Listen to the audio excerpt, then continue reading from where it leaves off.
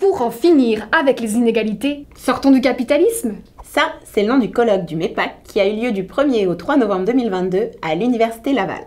Le MEPAC, c'est le mouvement d'éducation populaire et d'action communautaire du Québec. Environ 200 personnes étaient présentes à cet événement.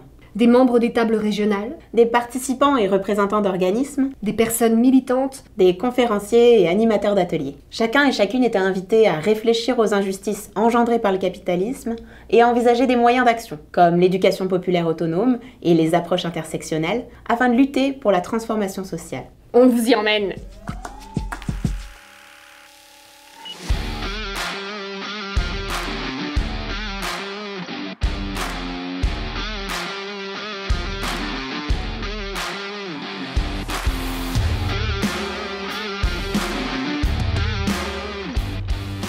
Aujourd'hui, je suis venu participer au colloque du MEPAC sur le capitalisme et les inégalités parce que c'est une occasion intéressante de voir des gens de partout au Québec. C'est une occasion aussi de discuter de différents sujets reliés au sujet principal.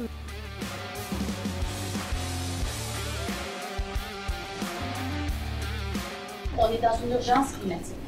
Est-ce qu'on va avoir le temps de faire cette transition-là? Ça ne passera pas du tout du jour au lendemain dans vos propositions. Quel devrait être le rôle de l'État dans les prochaines années? Est-ce qu'on va être contre un État qui va intervenir pour empêcher les débordements violents? Est-ce que, en tout cas, ça me pose toutes ces questions-là, moi, dans le contexte dans lequel on va se retrouver d'ici quelques années.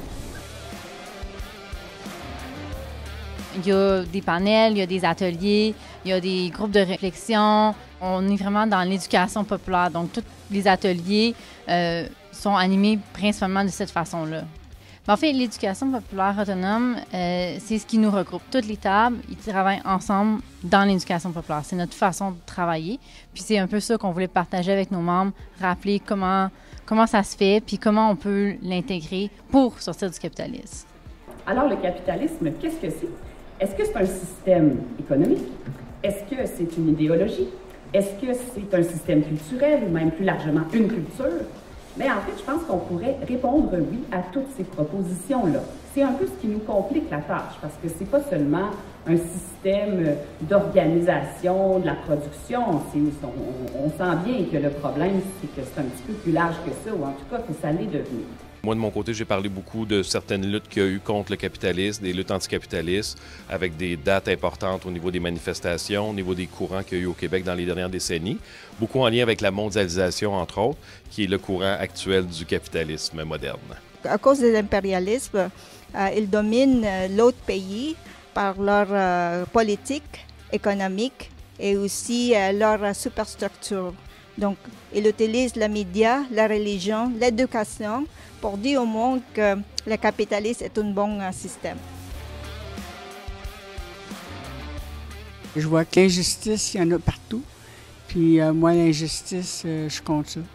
Alors, j'aimerais ça que le monde change, puis que le monde se sente pareil, même si on a des situations différentes. Moi, je suis ici parce que je veux m'impliquer un peu plus dans les organismes, puis ça m'intéresse, puis je veux retourner à l'école, je veux aller à l'université. Oui, c'est ça, la question de la stabilité, là, c'est comme un nœud pour moi, de comprendre comment on peut aborder ce sujet-là sans que ce soit trop effrayant de penser à un autre monde. Moi, je travaille en chômage, donc beaucoup de pauvreté, beaucoup de précarité. Puis des fois, c'est important de se rappeler que cette précarité-là puis cette pauvreté-là est créée par un système, puis qu'il est important de continuer à avoir cette vision plus globale, puis un peu voir là, comment on peut le déconstruire ensemble collectivement, puis comment on peut partager notre savoir sur les manières de le faire.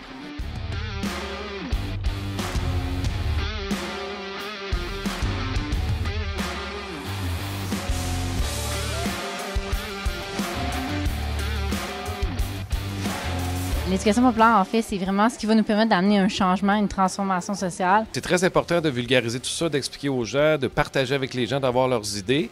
Et l'éducation populaire permet aussi de faire des luttes, des mobilisations à travers la compréhension qu'on a des enjeux. J'ai participé à certains ateliers, beaucoup sur des enjeux internationaux, les enjeux aussi d'environnement, de solidarité, enjeux avec les minorités ou les enjeux plus identitaires, qui sont toujours reliés de plus en plus au capitalisme, aux enjeux de base économiques et sociaux et politiques.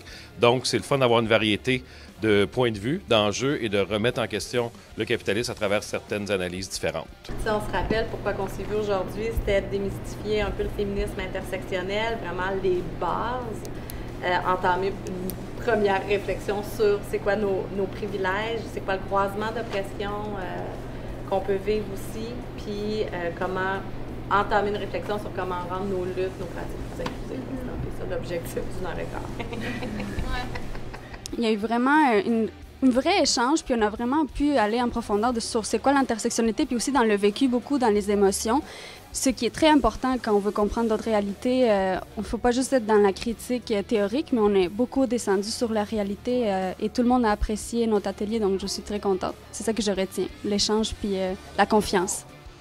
Donc, un petit message personnel, les amis, c'est très bien de combattre le capitalisme, mais oublions pas tous les autres systèmes d'oppression, colonialisme, racisme, sexisme. Donc, essayons d'avoir une approche plus intersectionnelle, s'il vous plaît, puis on va laisser personne derrière. On ne peut pas juste dire que le capitalisme est un problème de classe sociale, un problème économique. C'est vraiment un problème aussi qui touche particulièrement certaines parties de la population, qui sont minoritaires en général. Et c'est important de faire les liens entre les luttes pour qu'on puisse éventuellement changer les choses de façon durable.